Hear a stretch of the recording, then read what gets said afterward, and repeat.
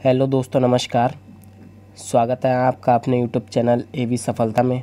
दोस्तों, हम इतिहास में मुग़ल साम्राज्य पढ़ने के बाद आज की क्लास में मराठा साम्राज्य को पढ़ेंगे। तो चलिए क्लास को शुरू करते हैं। बात की जाए मराठा साम्राज्य के संस्थापक की, तो इसके संस्थापक शिवाजी थे। शिवाजी का जन्म 6 अप्रैल 1627 ईस्वी में शिवनेर दुर्ग में हुआ था। यदि शिवाजी के पिताजी पूछे जाएँ तो इनके पिताजी शाहजी भोंसले थे और वहीं इनकी माताजी जीजाबाई जी थी। यदि शिवाजी के गुरुजी पूछे जाएं तो इनके गुरु कोंडदेव हुए, और यदि इनके आध्यात्मिक गुरुजी पूछे जाएं तो इनके आध्यात्मिक गुरु रामदास जी थे। तो यदि आध्यात्मिक गुरु पूछे जाएं तब तो आप गुरु रामदास जी लगाएंगे, अन्यथा आप गुरु कोंडदेव लगाएंगे। शाहजी यानी कि इनके पिताजी ने शिवाजी को पुणे की जागीर दी। तो पुणे की जागीर किसने दी? शाहजी ने। तो शाहजी जो थे इन्होंने शिवाजी को तो पुणे की जागीर दी, और स्वयं जो थे वो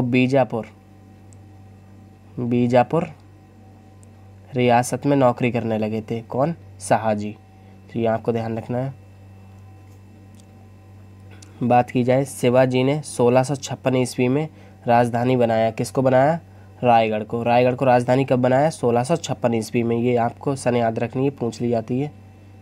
आगे देखते हैं। पुरंदर की संधि किसके मध्य हुई? तो पुरंदर की संधि 1665 ईस्वी में मुगल सेनापति राजा जयसिंह एवं शिवाजी के मध्य हुई थी। तो किसके मध्य हुई?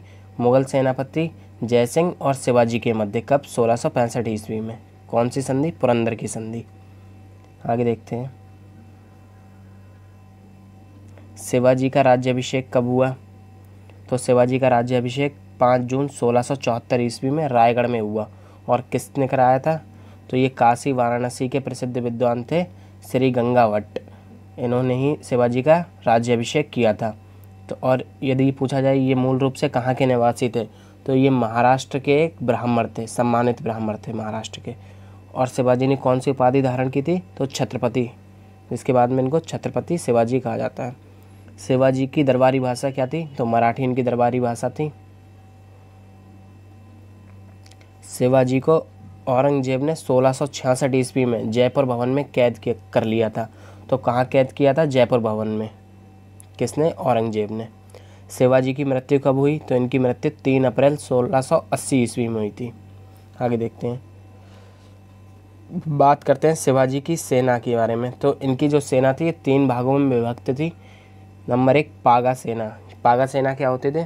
तो इसमें जो नियमित घुड़सवार सैनिक होते थे उनको पागा सेना कहा जाता था। और सलाहदार किसको कहा जाता था? जो अस्थायी घुड़सवार होते थे, यानी कि अस्थायी रूप से घुड़सवार को सलाहदार और नियमित रूप से घुड़सवार को पागा सेना कहा जाता था। और पैदल किसको कहा जाता था? तो जो पैदल सेना होती थी उसको पैदल कहा जाता था। आगे देखते हैं। बात करते हैं शिवाजी का मंत्रिमंडल। तो शिवाजी के मंत्रिमंडल को अष्टप्रधान कहते थे। इसमें 8 लोगों का समूह था। और ये कौन कौन होते थे? पेशवा यानी कि प्रधानमंत्री, ये सबसे महत्वपूर्ण पद होता था। राज्य का प्रशासन एवं अर्थव्यवस्था की देखरेख कौन करता था? पेशवा, प्रधानमंत्री। और सरे नौबत, ये क्या होता था? ये सेनापति। ये आपको पद याद रखने हैं कि कौन सा पद क्या होता था या क्या कार्य करता था, ये पूछ लिया था परीक्षा में। तो सरे नौबत सेनापति, इनका क्या कार्य था? सैन्य प्रधान। तो ये सेना के प्रधान होते थे। अमात्य यानी कि राजस्व मंत्री, ये आय और व्यय का लेखा जोखा रखते थे। अमात्य बोलते थे इनको। और ये हैं बकाया निवेश। ये कौन थे? ये सूचना, गुप्तचर एवं संधि विग्रह विभागों का अध्यक्ष। सूचना और गुप्तचर का अध्यक्ष कौन होता था? बकाया निवेश। सही है, ये आपको याद रखना है। अब बात करते हैं सुमंत। सुमंत कौन होते थे? तो ये विदेश मंत्री। और ये चिटनिस कौन होते थे? ये राजकीय पत्रों को पढ़कर उसकी भाषा शैली देखना, यानी कि उसकी भाषा शैली को चेक करते थे। इनको क्या कहते थे? चिटनिस। और पंडित राव, ये क्या करते थे? तो इनका कार्य था धार्मिक कार्यों के लिए तिथि निर्धारण करना। और न्यायाधीश, न्याय विभाग का प्रधान कहलाता था न्यायाधीश। ये आपको याद रखने हैं। अब बात करते हैं शिवाजी द्वारा लगाए गए कर। तो इन्होंने 2 कर लगाए थे, चौथ और सरदेशमुखी। तो चौथ क्या था? भू राजस्व का 1/4 था जो मराठाओं के उस क्षेत्र पर आक्रमण नहीं करने के लिए दिया जाता था। यानी कि मराठा उस क्षेत्र पर आक्रमण नहीं करेंगे, इसलिए उसके भू राजस्व के 1/4 भाग पर कर दिया जाता था, 1/4 कर दिया जाता था। दूसरा था सरदेशमुखी। ये क्या था? ये 10% का अतिरिक्त अधिभार था जो उस क्षेत्र से लिया जाता था जो मुगलों के अधीन था। ये मुगलों के अधीन था, लेकिन इस पर क्या था, मराठा इस पर अपना दावा पेश करते थे, तो ये वहाँ से लिया जाता था। आगे देखते हैं। अब बात करते हैं शिवाजी के किले में जो सुरक्षा के लिए नियुक्त अधिकारी थे वो कौन कौन से थे। सबसे पहले हवलदार, ये इनका क्या कार्य था, तो ये किले की आंतरिक व्यवस्था की देखरेख करते थे। और सरे नौबत, ये किले की सेना का नेतृत्व करते थे। तो किला की सेना की नेतृत्व कौन करता था? सरे नौबत। और ये सबनेस, ये क्या करते थे, ये किले की अर्थव्यवस्था, पत्र व्यवहार एवं भंडारण की देखरेख करते थे। आगे देखते हैं। बात करते हैं शिवाजी के उत्तराधिकारी की। तो शिवाजी का उत्तराधिकारी कौन हुए? संभाजी। संभाजी का सलाहकार पूछा जाए कौन था, तो ये कवि कलश थे। और ये कौन थे? ये उज्जैन के हिंदी संस्कृत के विद्वान थे, उज्जैन के। मार्च 1689 ईस्वी को मुगल सेनापति मखरब खां ने संगमेश्वर में छिपे हुए संभाजी एवं कवि कलश की हत्या कर दी। तो संभाजी और कवि कलश की हत्या कब हुई? 1689 ईस्वी में। किसने की? मुगल सेनापति था मखरब खां, इसने की थी। और ये लोग कहाँ छिपे हुए थे? तो ये संगमेश्वर में छिपे हुए थे, ये आपको याद रखना है। 1689 में नए छत्रपति के रूप में राज्याभिषेक किसका हुआ? राजा राम का। राजा राम की दूसरी राजधानी, इन्होंने अपनी राजधानी किसको बनाया? सतारा को। राजा राम की मृत्यु कब हुई? तो ये मुगलों से संघर्ष के दौरान हुई थी, 2 मार्च 1700 ईस्वी में।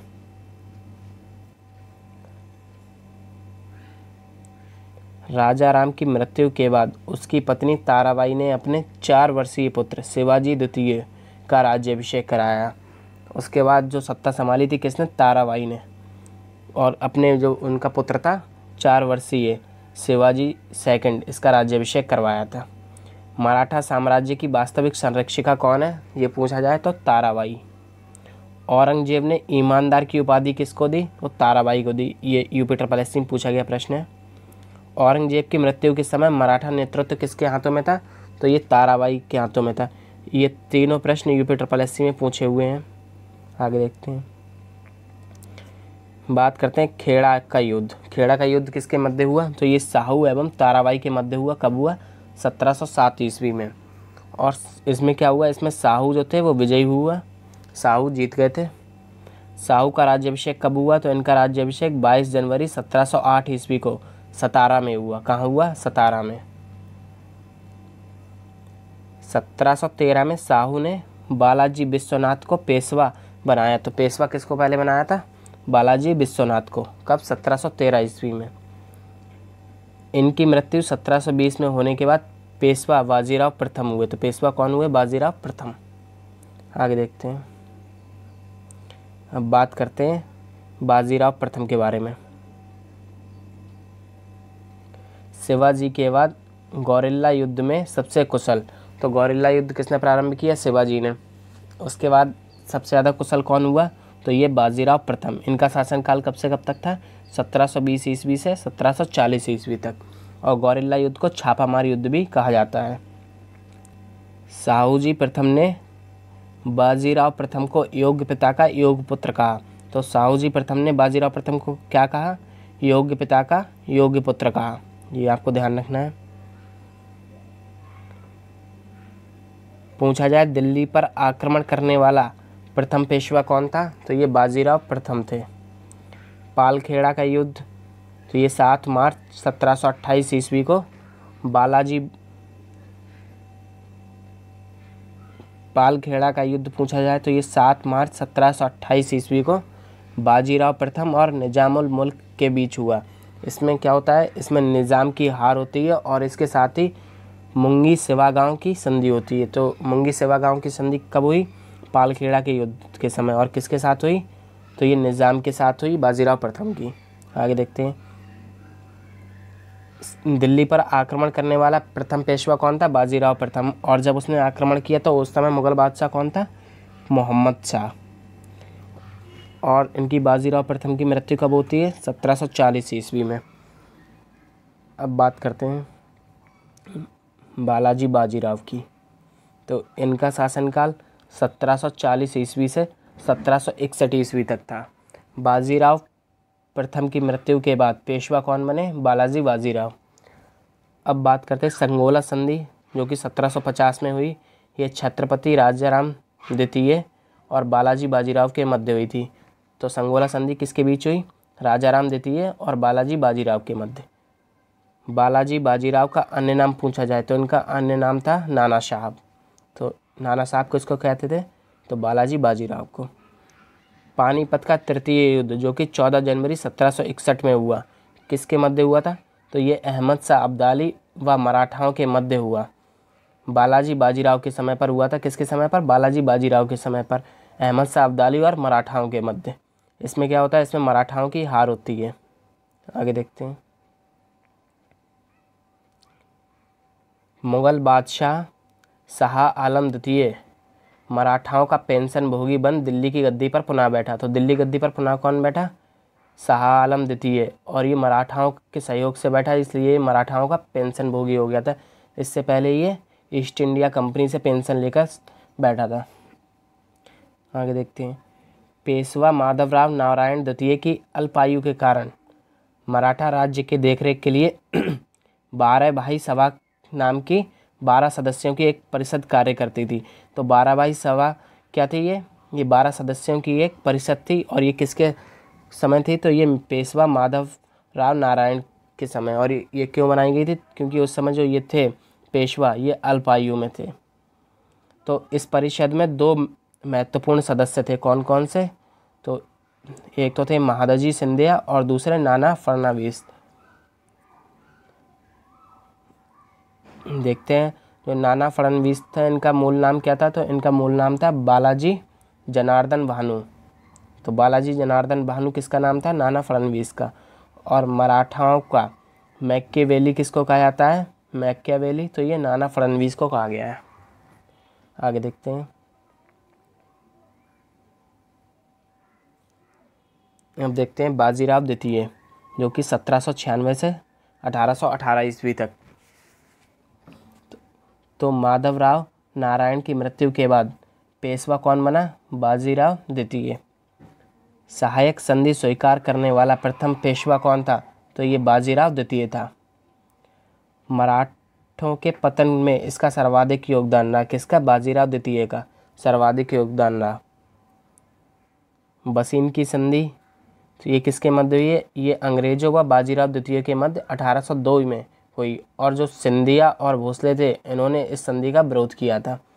तो इसका विरोध किसने किया? सिंधिया और भोसले ने। अब देखते हैं कौन कहाँ का था। तो पेशवा जो थे ये पुणे के थे।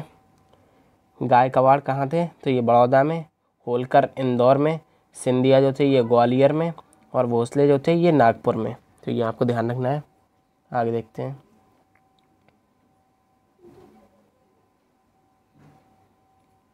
अब बात करते हैं प्रथम आंग्ल मराठा युद्ध। तो ये कब से कब तक चला? तो ये 1775 से 1782 ईस्वी तक चला। और ये सलवाई की संधि के बाद इस युद्ध को रोका गया। तो इस युद्ध की समाप्ति कब हुई? सलवाई की संधि के साथ 17 मई 1782 को ईस्ट इंडिया कंपनी और महादजी शिंदे के बीच हुई। तो किसके मध्य हुई? ईस्ट इंडिया कंपनी और महादजी शिंदे के बीच। तो ये प्रथम आंग्ल मराठा युद्ध, यानी कि अंग्रेजों और मराठाओं का युद्ध था। और बात करते हैं द्वितीय आंग्ल मराठा युद्ध। तो ये 1803 से 1805 ईस्वी तक चला। तो इसमें कौन कौन सी संधि हुई? तो 1803 में भोसले और अंग्रेज के मध्य हुई देवगांव की संधि। तो देवगांव की संधि कब हुई? द्वितीय आंग्ल मराठा युद्ध के दौरान। तो किसके बीच हुई? भोसले और अंग्रेजों के मध्य। वहीं 1803 में सिंधिया और अंग्रेजों के मध्य कौन सी हुई? तो ये हुई सुरजी अर्जुन गांव की संधि। और 1804 में होलकर ने अंग्रेजों के साथ राजघाट की संधि की। तो राजघाट की संधि किसके मध्य हुई? होलकर और अंग्रेजों के मध्य। तो आपको एक तो ये युद्ध भी याद रखने हैं और ये संधियाँ बहुत महत्वपूर्ण हैं, आपको अच्छे से याद रखनी है, परीक्षाओं में पूछी जाती हैं। अब बात करते हैं तृतीय आंग्ल मराठा युद्ध की। 1817 से 1818 के मध्य हुआ।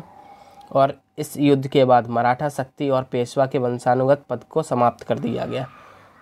तो ये आपको याद रखना है कि तीसरे आंग्ल मराठा युद्ध में ही पेशवा के वंशानुगत पद को समाप्त कर दिया गया और मराठा शक्ति को भी समाप्त कर दिया गया। तो दोस्तों ये थी मराठा साम्राज्य की महत्वपूर्ण क्लास। होगा तो आपको ये क्लास कैसी लगी कमेंट बॉक्स में ज़रूर बताएं और साथ ही अपने चैनल AV सफलता को सब्सक्राइब करें। Thank you.